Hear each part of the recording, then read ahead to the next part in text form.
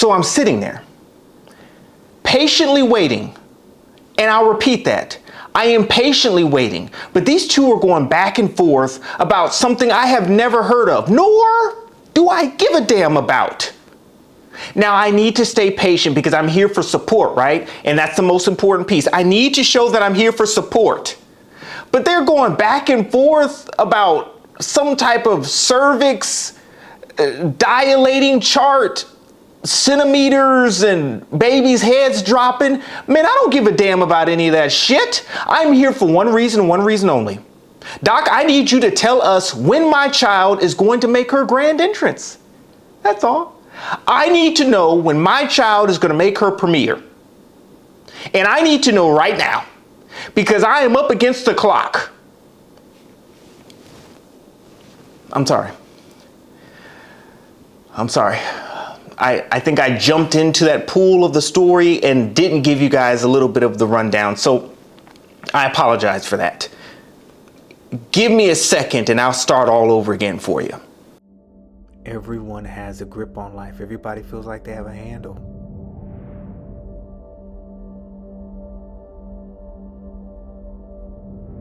Afraid to share the mistakes.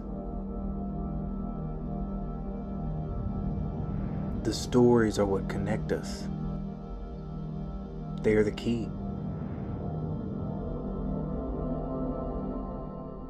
We're running out of time.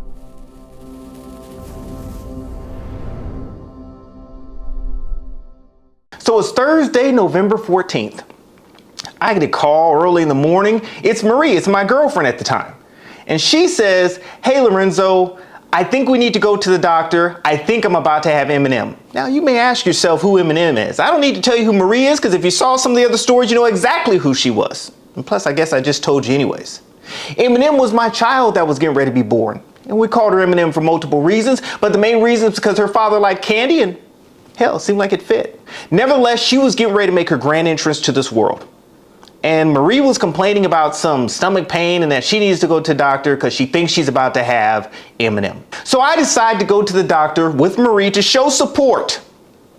I am there strictly for support, but under a simple code as well.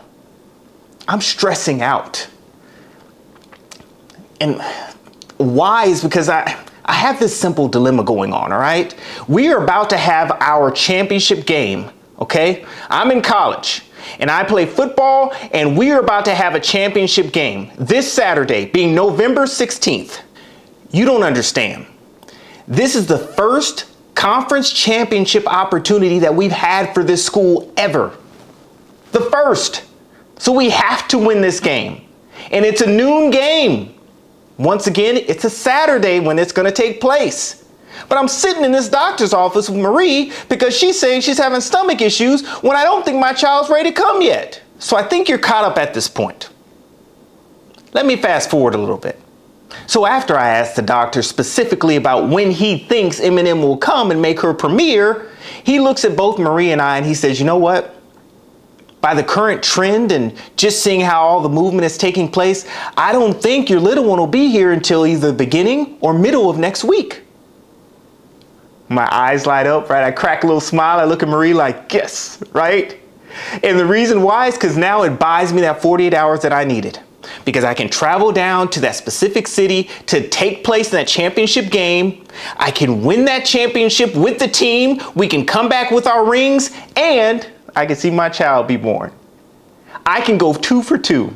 And the doctor just sealed it for me. This is perfect. So I said, "Doc, do you think it'd be okay if I went this weekend on a football trip?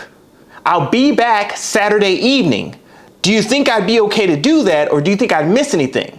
So the doctor looks at me and he says, "Well, you know, it's kind of a unique dilemma to be in, and I can't necessarily guesstimate exactly when the little one will come. These things kind of rest between the mom and the little one. You know, it just works out that way. But in my professional opinion, I believe that the child will be here early next week or middle of next week." I'm excited, right? That's exactly what I wanted to hear. I look at Marie, I crack a smile, I extend my hand to the doctor and say, "Thank you, Doc. Appreciate your time. I appreciate your support. I appreciate everything." I have moves to make. I get Marie, we go downstairs, we get in the car. As soon as we get in the car, she says, Lorenzo, now wait a minute. I don't feel too comfortable with you leaving. I think you should probably stay and not go on this specific trip. I know the game's important, but I don't think you should do it because, we don't know. What if Eminem comes a little bit early?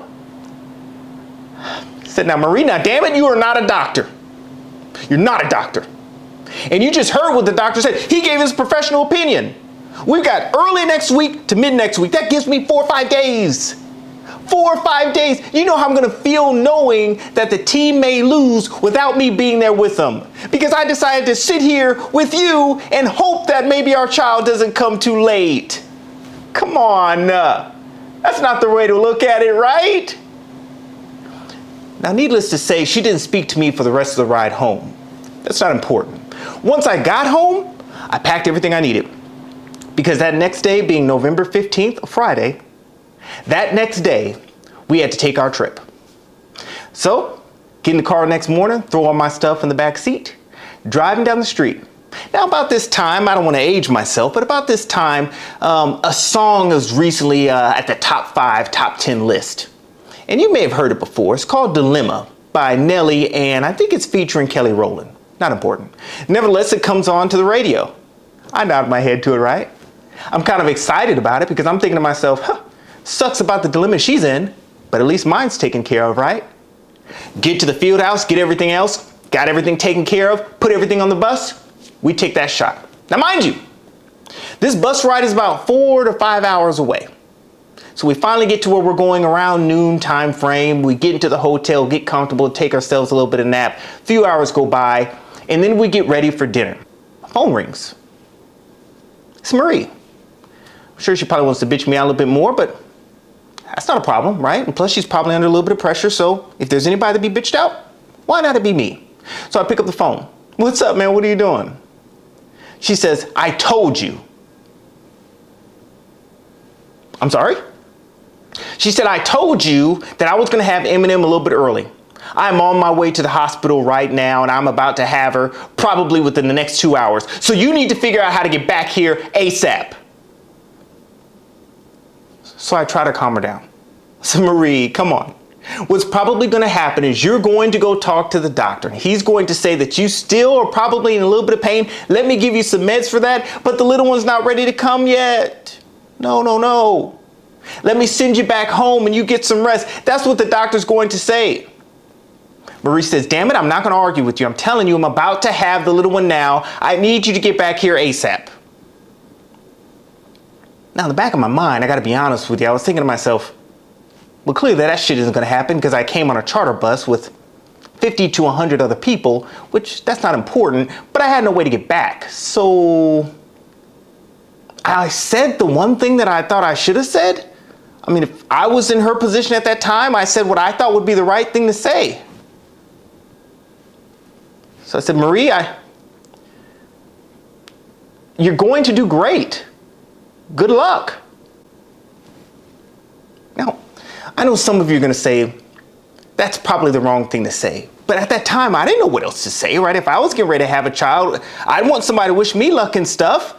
I didn't want to tell her that I wasn't going to make the trip down there. I sure wasn't going to tell her that I wasn't going to make it for our child's birth. I wasn't going to say any of that stuff. So I felt like those two things were the right thing to say. Good luck and you're going to do great. I don't think I need to tell you what happened after that. Something happened on her end of the phone and it hung up. We'll just say that. Service out there is kind of bad.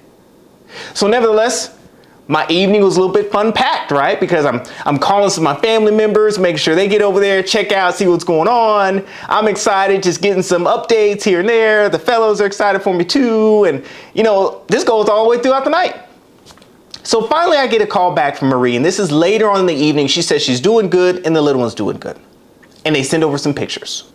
Now, at this point, I am kind of bummed out, right? Because I wanted to go 2 for 2. I wanted to be able to see my child be born, and I want to be able to help the team to win a championship. So I'm 0 for 1 right now. But I have an opportunity on the next day, November 16th, to make it up, right?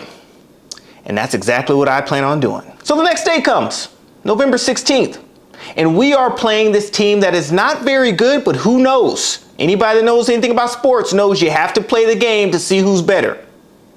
Now, I know this is going to sound really bad, But from the first kickoff, we are like beating the brakes off these guys. Like really bad. Really bad to the point at halftime, I think if I remember correctly, we're up like 30 to skunk. It's like 35-0. It's something ridiculous. And I'm kind of pissed off because I wanted to be able to play a crucial role to help my team win a championship. Plus we're going to get that nice ring. I mean, there's so many things that can come with this, but I came all the way down here, missed the birth of my child for this. Something's going to have to work out. So the coach comes over to us at halftime and says, hey, look, just want to let you guys know that if we continue on this current trend and we continue to widen the gap when it comes to the other team, we're going to sit the starters. So coach, we can't do that. We can't do that. All right. I mean, I want to play. I'm doing good. My legs are moving just fine. I want to make something happen. We can make something happen. He says, Lo, I just want to be honest with you. If it continues down the road is going down, I think it'd be a better decision to sit you. So at this point, I got to be honest with you, team. And I don't know if there's many athletes that'll tell you this, but at this point, I'm literally starting to cheer for the other team. Hell, I want them to get some points on the board. I want them to get some turnovers. I want them to try to make things happen, to make this close so that I can continue to play. It's the whole reason why I'm there. The rest of the fellas are like, shit, we'll chill. But I want to play. But it doesn't get any better. It actually gets worse. So by the end of the third quarter, once we kind of realize that the third quarter is going pretty much the same as the first and the second, the coach comes over to us on the bench. He says, guys, you guys go ahead and take a break. You're done for the day. I said, what the hell? I stand up and said, Coach, no, I can still go now. If everybody else wants to sit, that's on them, but I can still go. Coach said, Lo, sit down, shut up, and listen. He said, it's very simple. This is not a tough dilemma for me. I can either play all the starters and we beat the hell out of this team, or I can sit the starters for the rest of the game and we beat the hell out of this team. Either way, I don't want to chance an injury, so you guys are going to sit for the rest of the game. As of right now, I'm going 0 for 2. I missed the birth of my child. I'm clearly not making that big of an impact to help my team win a championship. I'm glad that we're winning, but at this point, I'm starting to think they could have won without me. I'm actually starting to feel a little bad. Now, don't get me wrong. I'm not feeling bad because I wanted to be able to see all the guts and gory part of my child coming out. No, not that part. I probably would have been in the waiting room.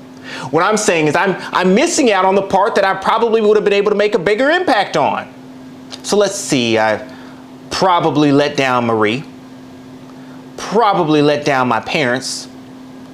Probably let down my sisters that were at the birth that I didn't make it to. I probably am letting down my child who's going to figure this out when she gets old enough. And most importantly, I probably let down myself. All because of this decision. One of my favorite quotes I've heard of all time is bad decisions with good intentions are still bad fucking decisions. Well, not the fucking I put that in there. But it's the truest thing I've heard. So once I took a step back and said to myself, maybe I need to stop worrying about making the right decisions and just start paying attention to the people that I affect on the decisions I make. So I have one simple ask. Try making the decision that will allow you to comfortably tell that story in the future. If you look at it that way, it might simplify it for you. Thanks for joining another episode of Handles. I sure hope this added value. If so, don't forget to hit that subscribe button below, as well as that alert and that thumbs up. Don't forget you can also follow me on Instagram, Facebook, and Twitter. You want more handles? I'll save you the trouble. Just go directly to my website. You get all the handles you can ask for. I'll catch you guys next time, right here on Handles.